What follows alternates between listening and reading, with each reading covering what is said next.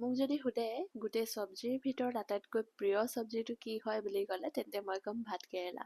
Hello', মোৰ নামটো হৈছে চিম্পী বৰুৱা আৰু মোৰ চেনেললৈ আপোনালোকক সকলোকে স্বাগতম জনাইছোঁ। যদি প্ৰথমবাৰ মোৰ চেনেলটো চাই আছে তেন্তে ছাবস্ক্ৰাইব কৰি দিব বুলি আশা থাকিলে আগলৈ এনেদৰে ভিডিঅ'জ পাই থাকিবলৈ ছাবস্ক্ৰাইব কৰিবলৈ নাপাহৰিব। আজি বনাবলৈ গৈ আছোঁ ভাতকেৰেলা পুৰ।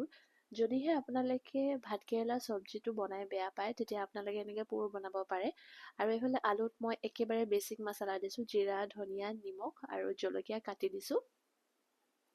লগতে ইয়াতে আপোনালোকে অলপমান ৰেড চিলি পাউডাৰো দিব পাৰে, কিন্তু মই কালাৰটো এনেকৈ থৈ দিছোঁ। এতিয়া আপোনালোকে ষ্টাফিংছটো কৰি ল'ব আলু দি ভাতকেৰেলাকেইটাত, আৰু মই ভিতৰৰ গুটিখিনি পেলাই দিছোঁ কিয়নো গুটিটো খাবলৈ ভাল নালাগে।